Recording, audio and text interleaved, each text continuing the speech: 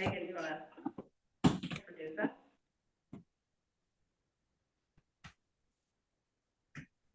Where did Megan go?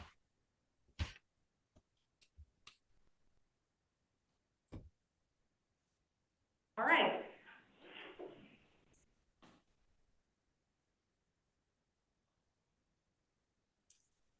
Megan, do you want to say hi to everyone? I'm Janae Sharp. We're in person and virtual with the Sharp and Nets Book Club. Thank you, Dr. Jonathan Fisher, for coming to join us. And Megan Park's going to be introducing the book and Dr. Fisher. All right. And I'll be kind of going back and forth. If you have any questions, please leave comments, and it'll help go between. All right. Perfect. Thank you so much, Janae. Well, good morning and good afternoon, everyone. We're really excited for this book club discussion. This is just an absolute honor to host Dr. Jonathan Fisher, who's a practicing Harvard-trained cardiologist, mindfulness expert, and an absolute advocate for compassionate care in healthcare. What I find exciting about Dr. Fisher is he's not only a healer of hearts from the physical sense, but also has dived really deep into the emotional and spiritual implications of how this impacts our hearts, and what we do and how we heal from what's around us. And his groundbreaking book, Just One Heart, Transforming Lives Through Connection, Compassion, and Courage, really you can see him weaving his professional experience and expertise as a cardiologist deeply with his personal experiences, and shares that exploration of what it means to heal, not just treat. I'm so excited to discuss this book with Dr. Fisher. And gosh, Dr. Fisher, could you give us just a quick overview from your perspective of this book and what really foundationalized you bringing this book into the world, and what needs you saw there?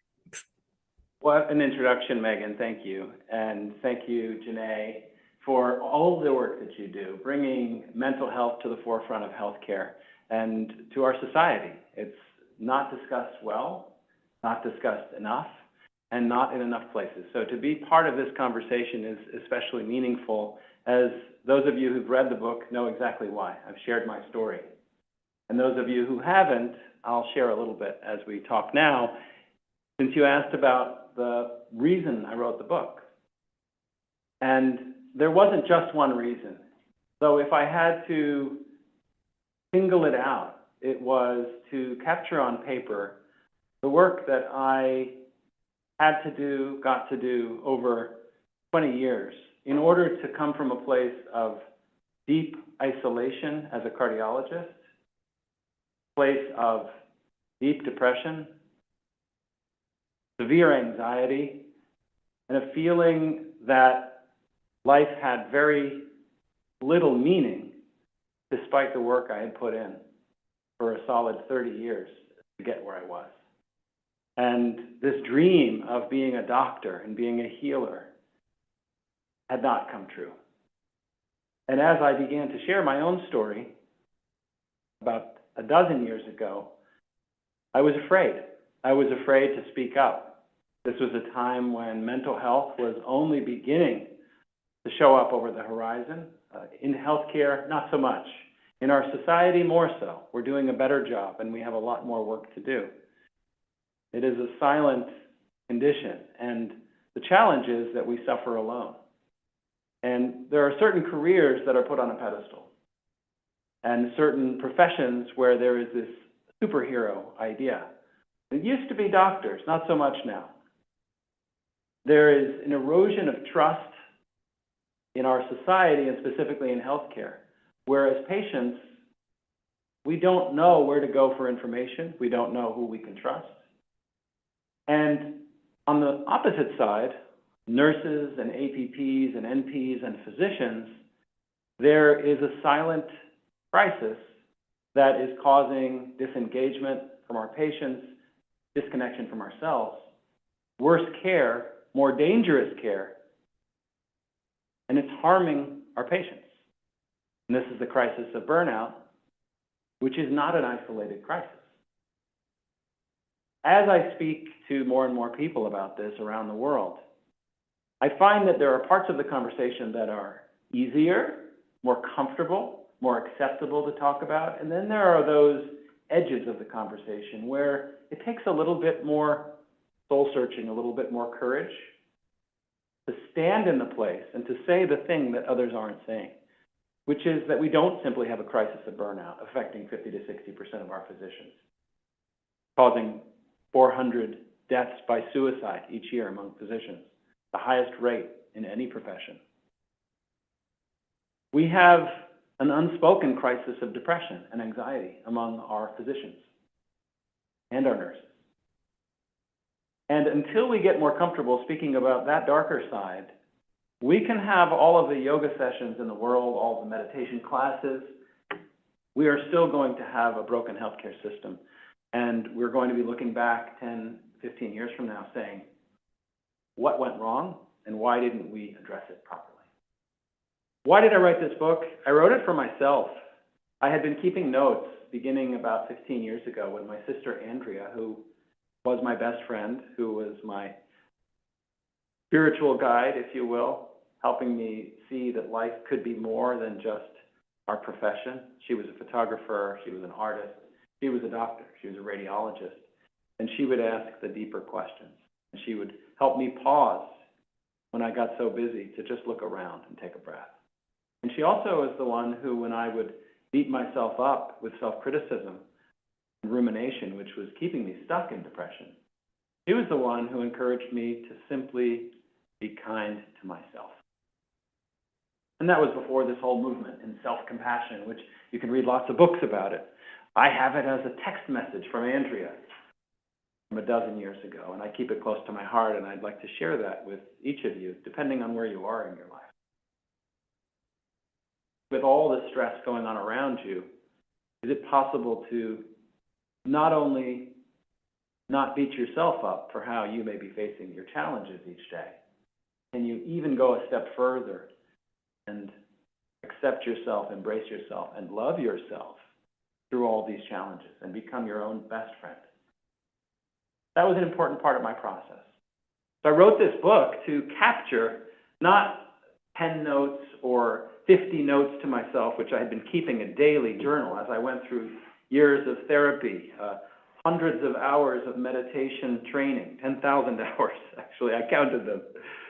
Hundreds of hours of yoga experience, Tai Chi, mind-body practices, going to conferences and retreats. Everything I learned, every one of the dozens of books on my shelf, I tried to summarize them for myself so that in moments of stress, when I would forget, I would have a resource to look to. And as the father of 3 children, now teenagers, I also wanted to leave a legacy. I'm in that part of my life now where it's not about me. It's about what will the world look like when I'm gone, and what world are we passing on to our children. So this book is also for teenagers, believe it or not. People ask, is it for scientists and doctors? It's not. There's a lot of sciencey research in the back. There's, I think, 300 plus citations and up-to-date scientific references for those who want it. But at its core, this book is really a book that helped me learn how to live in a way that was less painful, less suffering. And as I asked the question of how can I get better, I saw that I was working as a doctor in a system that was sick. And others started to ask me, how can we use these practices, not just for individuals, but can we help it for our teams, for our organizations, for our leaders, inside healthcare and outside healthcare? So in speaking with companies like IBM, Microsoft, and others, the question comes up, well, how can we apply these characteristics that you're sharing from the heart to change the way we do business in general? Because most people work. And in my clinic, I see heart disease each and every day. People who suffer from heart attacks, high blood pressure, heart palpitations, unnecessarily. 80% of my patients who have heart disease never had to have the problem in the first place. And the reason that we develop it is that we have 4 crises in our country which are not being addressed in a holistic way. And they are leading to heart disease because the mind and the body and the heart cannot be separated. So all of the stresses that are affecting us on a daily basis, whether at work or as parents or as partners, they are not just states of mind. Every thought, every feeling, every behavior feeds back onto the future health of our heart and the rest of our body. And these four crises that I see as affecting us, and this is how I frame the way that I think about my own well-being, and when I'm coaching others, I help them think about their lives in this way, and I'll invite you to do the same. When we talk about the heart, and I interviewed 60 heart experts, leadership experts, psychologists, spiritual guides before I wrote this book, and I asked them a simple question. What does it mean to live with heart? We've all heard that phrase. It's been used in poetry.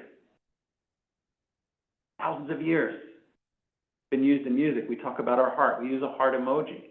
What does it really mean? And I was on this quest to find out. Because it wasn't in my medical school book. I had anatomy. I had the blood flow. I had the electricity of the heart itself. But there was no connection with why I personally was feeling chest pain when I would become anxious. There was no explanation in any of my books of why I felt cold and a sinking feeling in my chest, in my heart, when I felt sad and depressed. So I wanted to understand in a way that I could then explain to others, you're not imagining things. This is not just in your head, it's in your heart, it's in your body. So I see our lives and the crisis that we're facing right now in our health and in our happiness and our connection through the lens of the four dimensions of the heart. And the first is physical. 18 million people will have a heart attack in the next year. 80% could be prevented. We have rising rates of diabetes and obesity. We also have addictive behaviors and overdoses. The second dimension of the heart is the emotional. There are rising rates of anxiety and depression. Depression now affects 5% of us. And 75% will never seek help for that. We then have the third dimension of the heart, which is the social dimension. We are disconnected for so many reasons. We have a breakdown of our civic structures, our religious communities. There's a disintegration of the trust and the social bonds that once existed. And that leads to loneliness, which is a silent killer. Loneliness itself is associated with mental health disorders, higher rates of anxiety, depression, and suicide, and also physical disorders. Loneliness is associated with dementia, heart disease, higher rates of heart attack. And whereas in 1950 America, the average person had 5 close friends that they could call on any time of day, recent surveys, and I'll ask you, how many people does the average American have to call for help? Somebody that knows them well, that cares about them, and will stop what they're doing to help. And when I asked this question I asked it yesterday to 300 healthcare workers, and the average answer was about 2 to 4 people. And the correct answer is 0. The average American has 0 human beings that they can lean on when they need help. The average American is alone. For those that are surprised by this answer, it's because we are privileged if we have even one close friend. And this is why our Surgeon General identified loneliness as the public health crisis of our time, because it lies at the core. And so finishing up these dimensions of the heart, the fourth dimension of the heart is the spiritual dimension. Not spiritual in any religious sense, but spiritual in the sense of moving beyond our narrow concern for ourselves and our small ego. What is mine to protect? What is mine that feels threatened? And connecting with something much bigger. That could be nature, it could be God. It could be a cause that we're fighting for. It could be the legacy that we leave behind. And that is the fourth dimension that's in crisis. We have declining rates of religious and communal participation. We have declining rates of a sense of purpose, particularly among our teenagers, which is linked with both mental and physical distress. So these are the 4 dimensions of the heart. It's how I approach the solutions that I offer in the book, which revolve not around productivity hacks and life hacks. It's not about what food you should eat. Those books are out there. I'm not as interested in that, though it's important. What I'm interested in is the deeper question, which is how can we live? What qualities can we manifest in our lives each and every day that don't just feel good for us, don't just bring us closer to others, but have a literal benefit on our physical beating heart's health in our chest? And sharing with readers exactly how that happens. Now, that's why I wrote the book.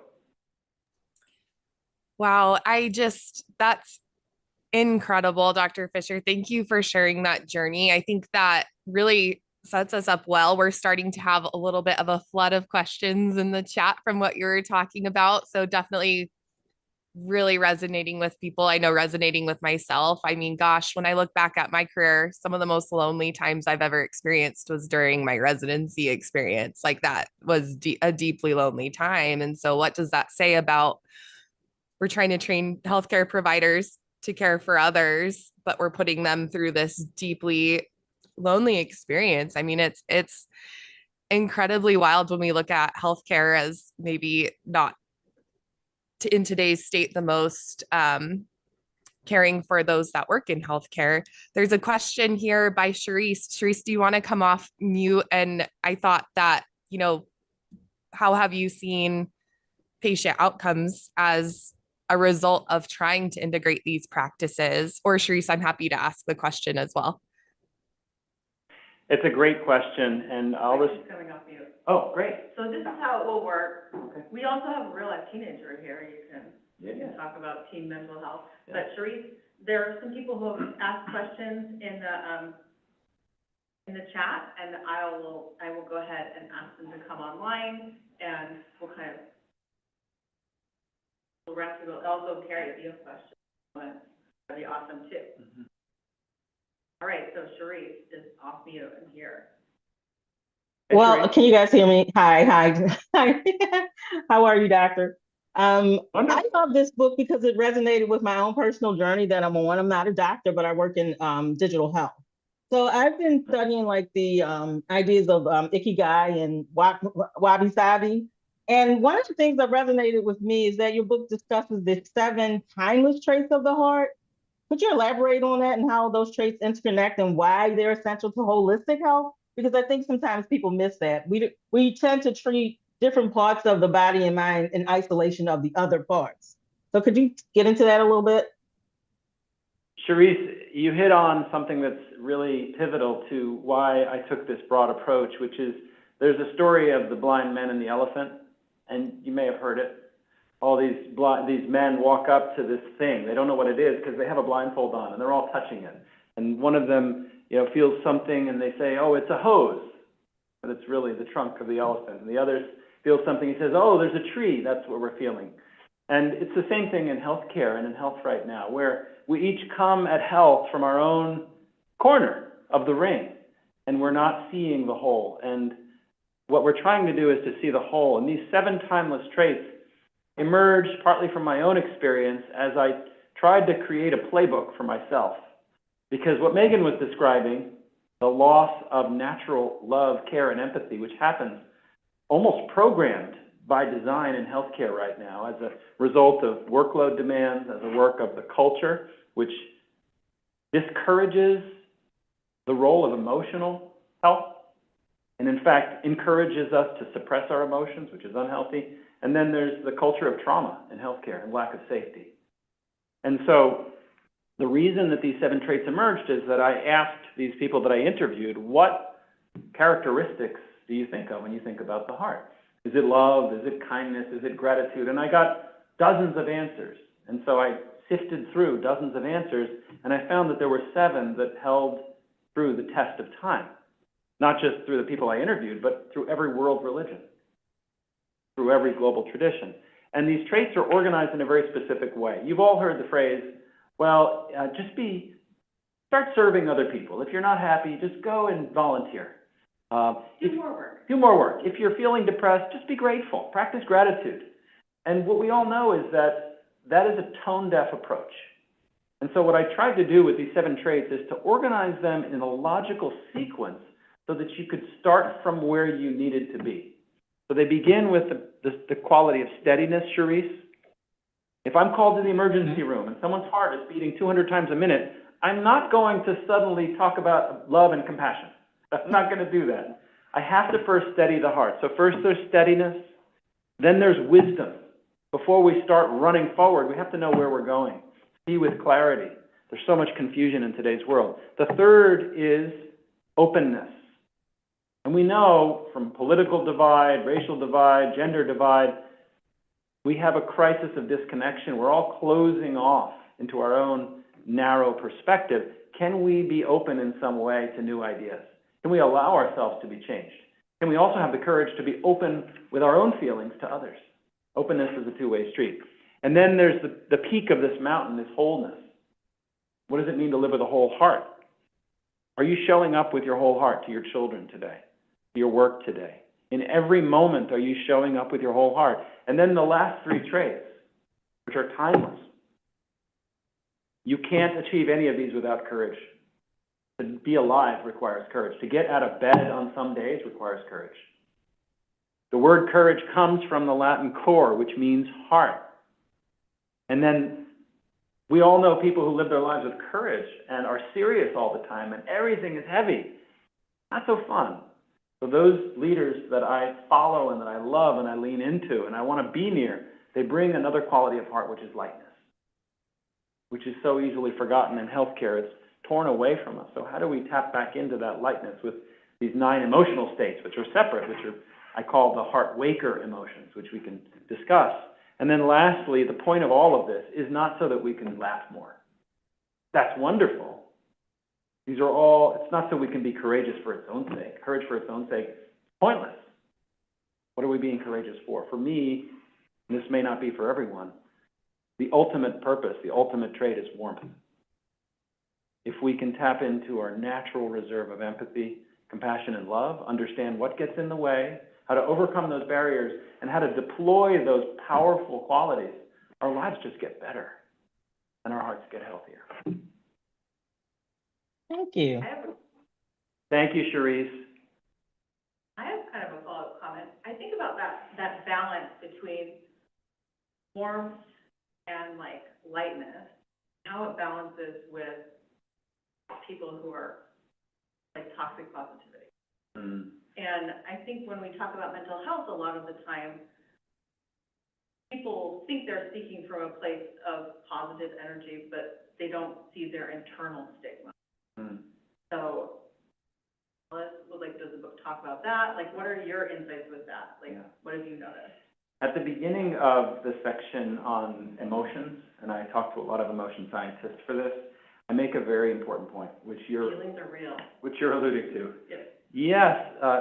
Yes, feelings are real, and the purpose is not to push away so-called negative emotions.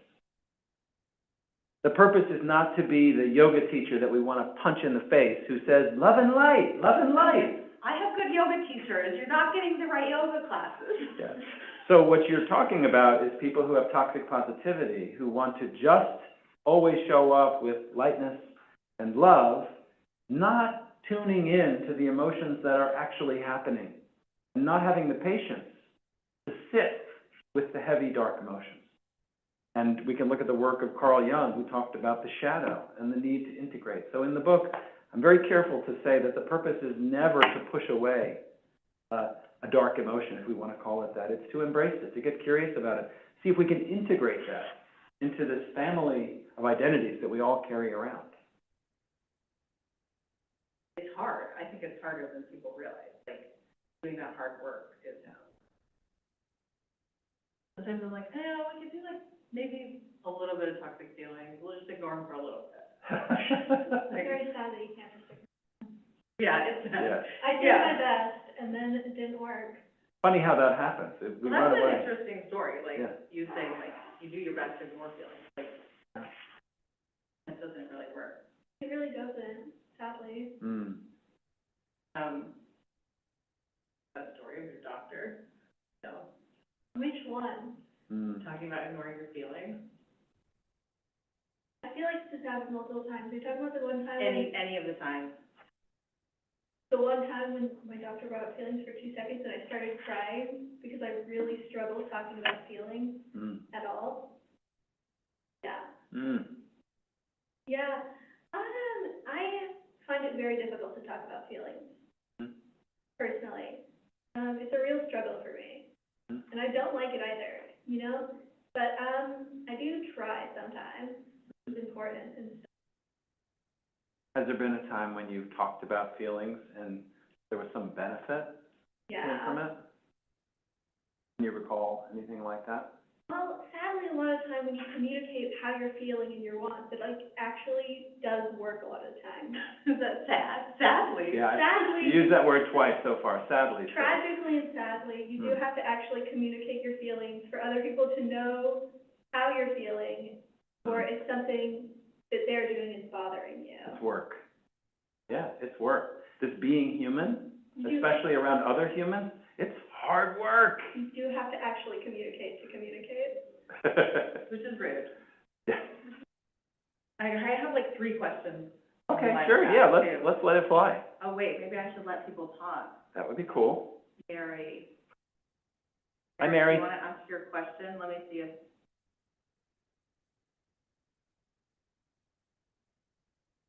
Ask to unmute, I'm asking you to unmute.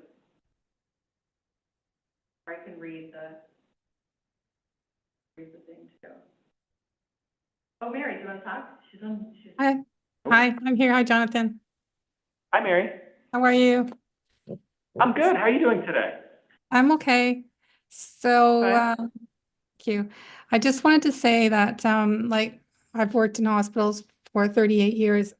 And what I've noticed, even like pushed through a lot of COVID, propaganda, not propaganda, but that was a weird word that just came out.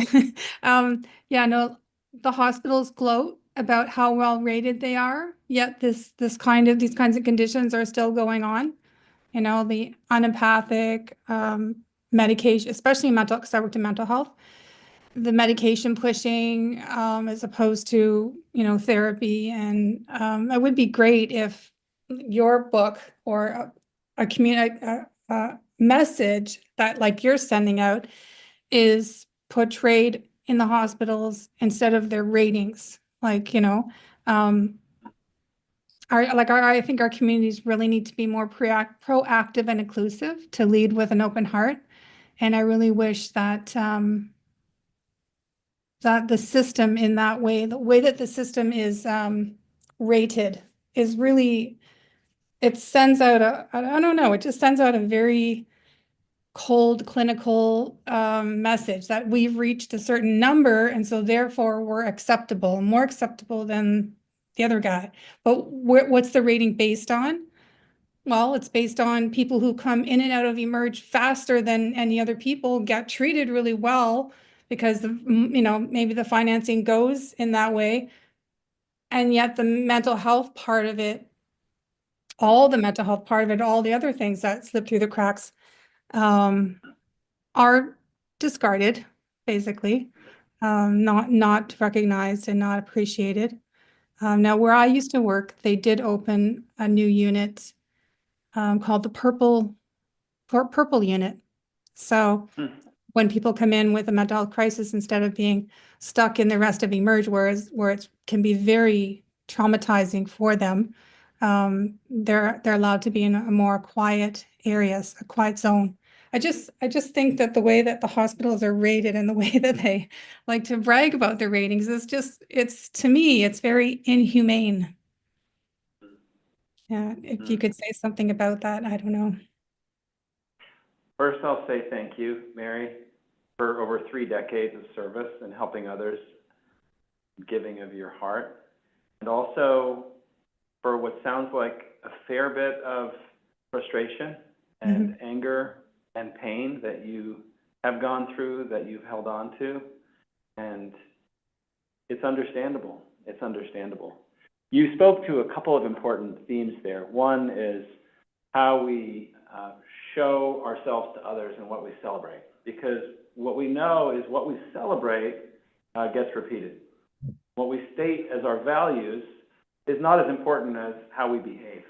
And so if an organization behaves in a way that says what's most important is our profit, that's what's called the bottom line. It's our bottom line, and we're also going to put out some kind of an award for how our year-over-year profits were this year. What I can tell you is I have hope. And in the last week, I traveled to Wake Forest to speak to their young, up-and-coming medical students, the Honor Society, the future leaders of healthcare, to speak this message to them, the message of the role of core human values and the return and restoration of empathy and compassion to healthcare as the new bottom line, along with finances. I spoke to the Medical University of South Carolina last week, and yesterday I spoke to 320 healthcare workers in Novant and about this very issue. And in fact, for an hour, Mary, we talked about how does our natural empathy, kindness, and compassion get worn away in healthcare as a result of this culture of isolation, the values that may be misaligned that you're leading to, and how can we place compassion at the forefront.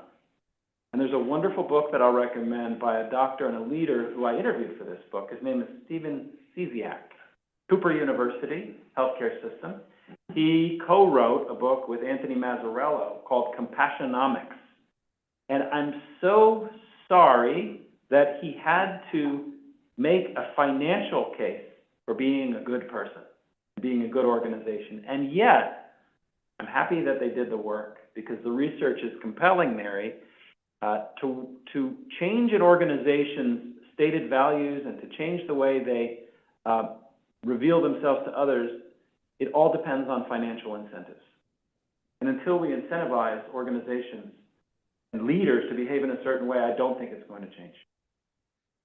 Yeah, nurses, you know, they're stealing, they're siphoning the empathy and the care that the nurses give, and they feed off of that and then use that as a way to say, oh yeah, we're a great hospital. I've seen it time and time and time again. They're just sucking people who are not into the, you know, maybe aren't into the upper echelons, and yet they're saving the institutions with their empathy, with their kindness. And that is so sad. And yet it's not talked about along the lines of, you know, the finances. It's not like right there beside it, and it should be, because you know, if not for some of these nurses, the hospitals would definitely go down in the gutters. Like they would have terrible lawsuits if it weren't for the great lawyers. But you know, like I think the empathy gets, the empathy and the caring and the extra that the human heart part that you're always talking about is negated, or, you know, it's not appreciated the way it should be. It's really not. Yeah, there are leaders and who will, and humans, I've encountered them. There are those who will take advantage of your empathy and goodness, and then there are those who will celebrate it. And so I'm interested in identifying those leaders, teams, and organizations who are practicing what they preach. And there are plenty of them, like the Sharp Index, for instance, who are celebrating that. Yeah, thank you. I mean, we worked really hard on this. One thing I also noticed in the earlier stages of our nonprofit, I got a little bit obsessed with proving the financial bottom. Mm-hmm. Like, it does make sense. Like, it actually is financially viable and better for organizations to have healthy employees. Mm-hmm. Like, which I think when you say it, it's obvious, and when you look at the math, you're like, why did I have to look at a big study about how being a decent human makes sense and people like to feel good? Like, that isn't rocket science. It isn't like groundbreaking technology. But what I learned was that doesn't matter. Like, financially, people do not make financial decisions based on their financial best interest. They make financial decisions based on their emotions about money.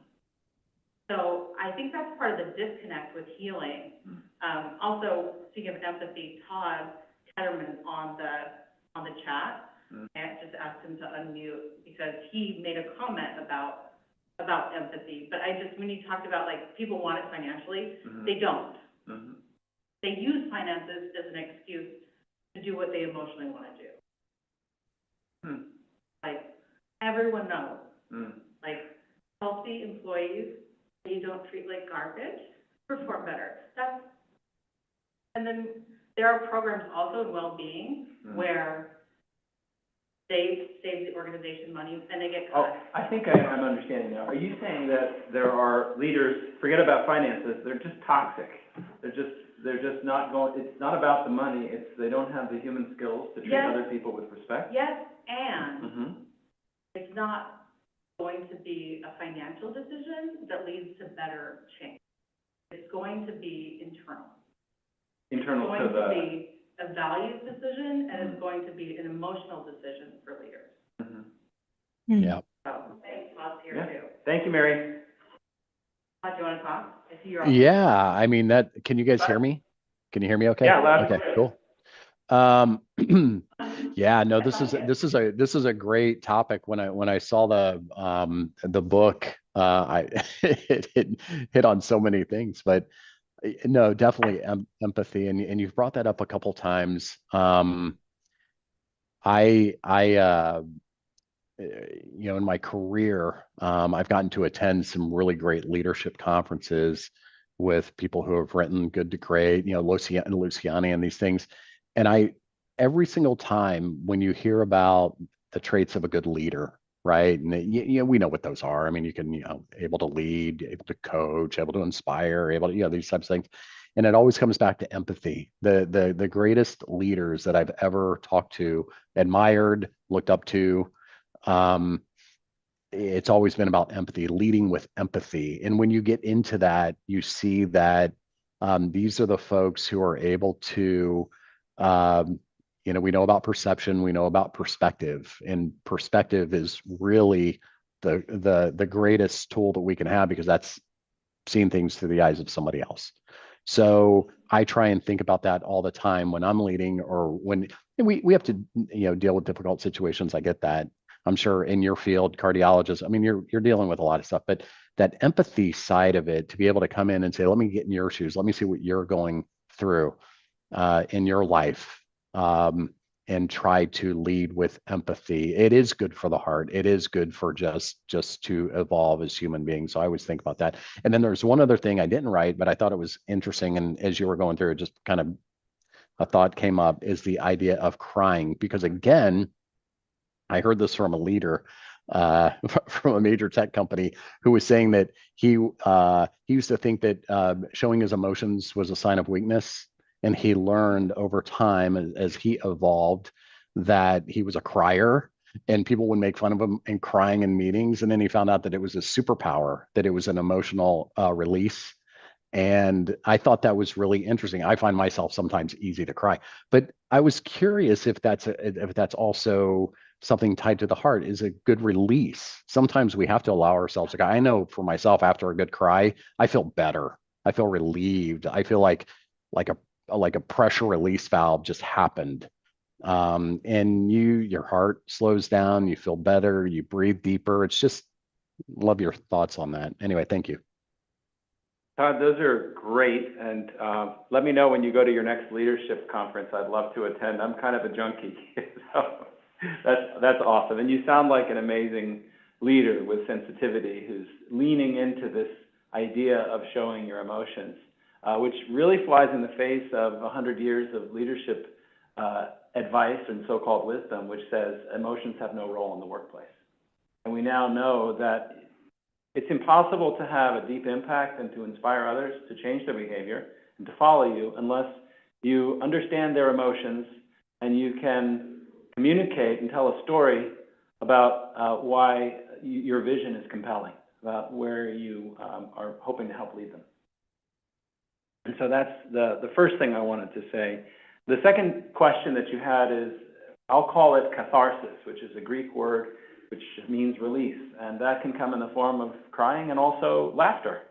And it's funny that when I think about connecting with others, with my patients, with the C-suite, where I lead these types of conferences, there's no better way to connect with someone else than through laughter or through tears. Think about the moments in your life that you can remember. And there's something about the way we're wired. Part of it has to do with the vagus nerve. Vagus nerve is the most powerful nerve in the body. It's also the longest, and it's one of the cranial nerves, and it connects the brain to the heart. And right now, as I'm speaking, your vagus nerve is sending signals from your heart itself to your brain, helping you interpret what I'm saying, making meaning out of this and telling you what to feel. And both crying and laughter activate the vagus nerve. The vagus nerve is also known as the empathy nerve, because modern social science and social psychology says that there are essentially two modes that we are in at any time. And this is as social animals. We are either contracted and isolated, or we're expanded and connected. That's it. Yeah, there's neutral. And as leaders, it's critical to be aware of which of those two modes we are in. And that begins with our body language. It begins with the tone of our voice, the pace of our voice, the volume of our voice, quality of our eye contact with others. The 4 words. Humans are wired to communicate with each other and to decide whether we will follow this person. So what you touched on, Todd, which is around catharsis and human emotions, there's profound science there showing that our emotional states, and particularly when we bottle them up or when we release them, have a positive or a negative health impact on our hearts. No, that's fantastic. Thank you. Thank you so much for that. Real quick, you touched on something as well there, and it kind of goes back to the recovery piece, right? Which is, recovery starts with 2 people sharing, which is so important. So love that. Thank you. Yeah, Beautiful. love that too. Thank you, Todd. And I'll introduce you to Todd. Also, for people who haven't finished the book, chapter 11, the camera, it talks about like how to live with a light heart in a heavy world. And a lot of those talk about the science-related impacts that your emotions will have, like the bodily response. And I thought, also one of the things we still have 2 questions, by the way, from the chat, but one of the things I really liked was like talking about the downward or upward spiral or your positivity ratio. I love that. Yeah. That's something sometimes I track with my kids, not as much with mine. But like when my kids are negative, I'm like, well, now you owe me 6 positive things. Like, and we didn't really, because I'm like, we're going to keep track, like literally. And keeping track in your real life is hard, but I think you can train yourself. And I liked this chapter where it talks a lot about this, and where you talk about like the risks of cardiovascular disease. Because I don't think people realize, like, if you're constantly negative, not that I'm not all for venting, because I am, but like, it's really bad for you. Yeah, you hit on a lot of pieces there. That's one of my favorite chapters, because I spent years on the early chapters, which is how can I just find something to hold on to in the middle of my depression and anxiety and my worry. It took me years of practice, and that's where in the early chapters I go through mindfulness and physical practice and breath and all that. In the later ones, once we're steady, then we can decide what spiral do we want to be on, and that comes out of the research of Barbara Fredrickson. I highly recommend her work. She's like the founder of positive psychology along with some others, and she described these 2 spirals that we're on. And the point is that when we're having a mood or an emotion, we're not just having something in a moment in time. Depending on whether we allow ourselves to stay in that particular mood for a long period of time, either at a high dose or for a long duration, yes, it can affect our physical heart health, and it does. There's research on laughter benefiting the heart. There's research on rage, anger, cynicism, and road rage causing heart attacks and high blood pressure. Absolutely. And she describes these 2 spirals where, depending on our mood, we start to behave differently. How we behave determines how others respond to us and perceive us. How others respond to us then factors back into how we're feeling. And we're either moving up when we're connecting to others, or we're moving down. And we have a choice of which spiral we want to ride. Right. I like that. We have a choice of which spiral we ride. Good and bad things happen. Go to Quincy. not even muted, you've been silent and off mute. But they left a comment. I didn't know if you wanted to share that if you're here and you can hear me. Quincy, are you there?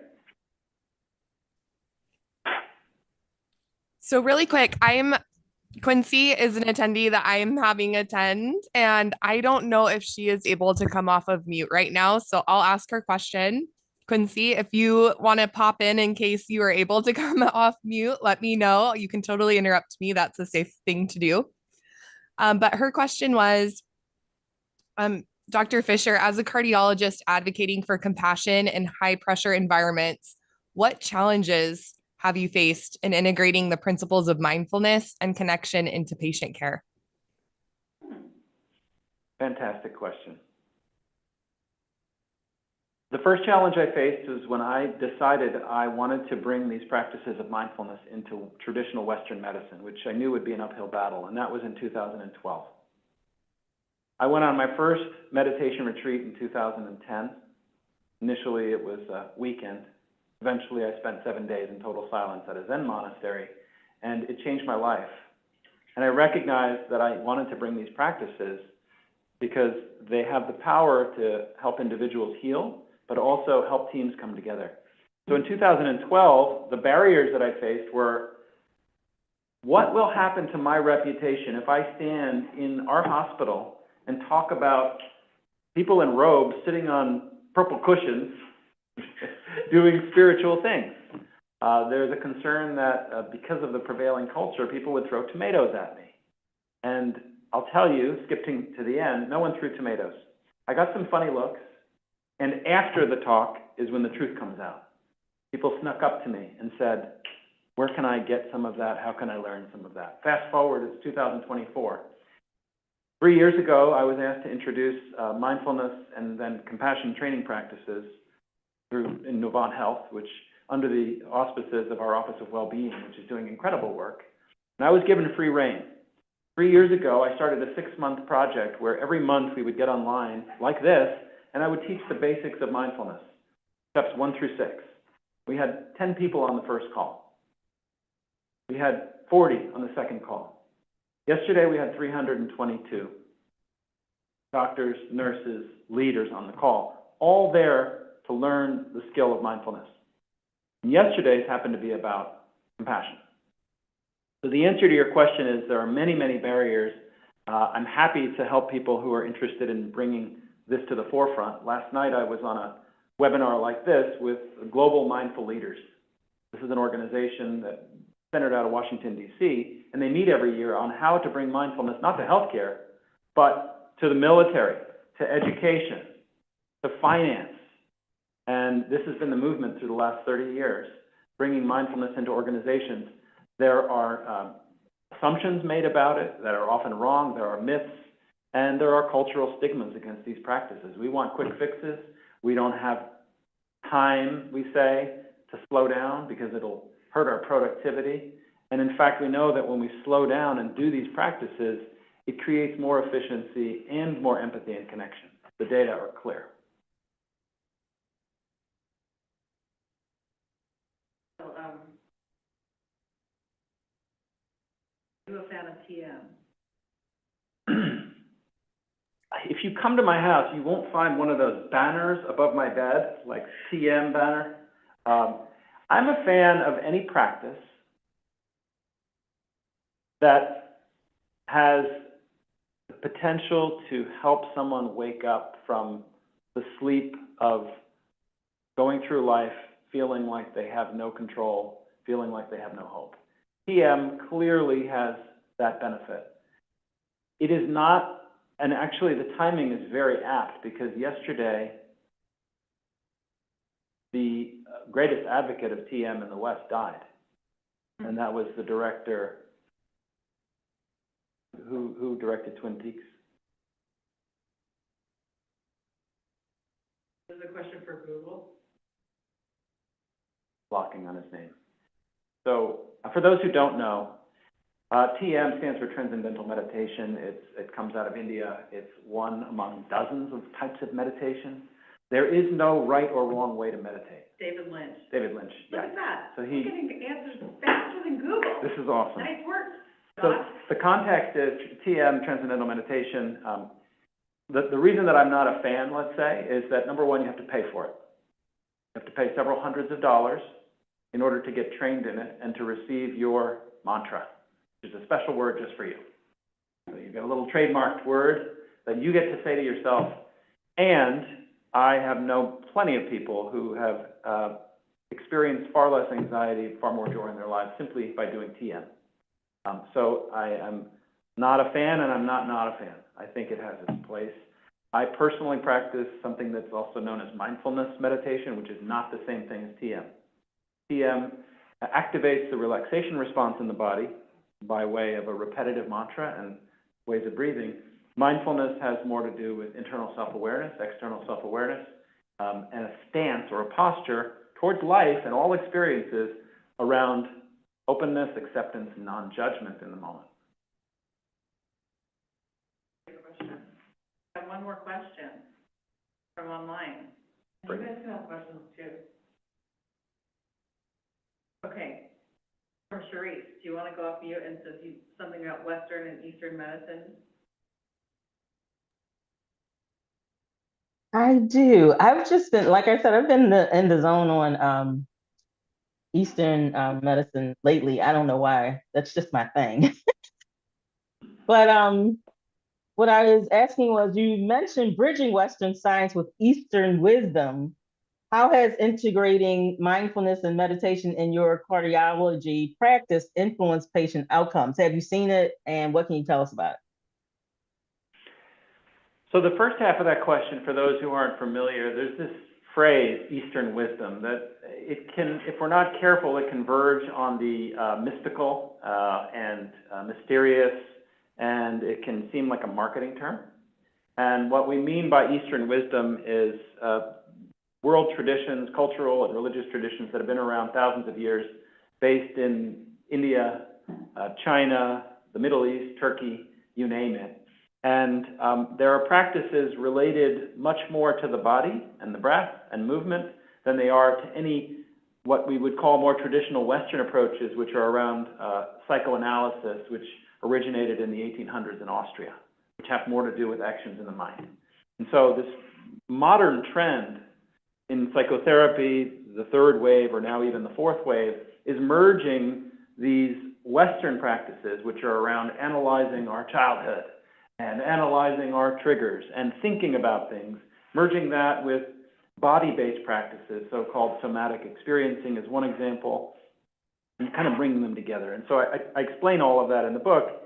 You asked the question, how have patients, I think you said benefited, I'll just take it in the positive or negative. What has their experience been? Here's how I bring it into my clinic, and I encourage others to do. I only have 15 minutes to see you if you're a follow-up visit. First 5 to 10 minutes are spent, because I'm lucky, I have an office assistant. You'll spend the first 5 to 10 minutes of a 15-minute visit with my office assistant. So by the time you see me, you're only supposed to have 5 minutes. Now, if our assistants are efficient, I've got 8 minutes with you. Half of that is then spent entering information into the computer. Some of that is changing. So now we have half of a 15-minute visit to do everything that you just said, which is to bring Eastern wisdom, Western science, and try to prevent a heart attack in the worst-case scenario. How do I do that? I strongly believe that we can all become more efficient in the way we empathize with others. Because empathy, when we dial it up, makes the trust that's required for good care go up. We learn more about the truth of a patient's experience when we are dialed in, when we are seeing them, not just looking at our computer, but looking at them in the eyes, and seeing their body posture, seeing what they're saying and what they're not saying, reading between the lines. This happens when we can develop empathy, and well-trained physicians or anyone can establish a connection in 5 seconds. And that means seeing when a patient's guard is up. And that means exploring why the guard is there. So before I can answer your question, Sharice, I have to say that this is not easy for any physician or a nurse who says, there's no way I can do this meditation, which I'm getting to, because there's not enough time. I say BS. However much time we're given, there's always enough time. If we approach the visit, which is very constrained in a very strategic way. And to answer your question, I gently broached the question of, is it possible that your physical symptoms and condition, whether it was a heart attack, high blood pressure, or the palpitations that brought you here, is it possible that there are some social, mental, emotional factors at play? Is it possible? And most people who have a little bit of self-awareness will say yes. And then I say, would you be interested in a way to reduce some of that suffering that you're feeling that doesn't cost money, doesn't take time, doesn't involve medications, tests, or procedures? So the next answer is typically yes. I've never had a patient say no. And so then the final step is I say, would you like to spend the last 60 seconds of our visit together doing a practice that I'm going to tailor just for you? And the answer to that is yes. And so at that point, I decide whether this someone is struggling more with anxiety or stress, whether they're struggling more with apathy and low energy. And depending on that, I have ways, and I discuss this, how we can use the breath. If someone is hyped up, I can help them use their breath to calm them down. If someone is feeling sluggish and they just don't want to do anything, I can show them how to use the breath to kind of bring more energy. And then I teach them a basic body practice. Tune into their body to become more aware. Am I really hungry right now? Do I really want the chocolate chip cookie right now? It's all tied together.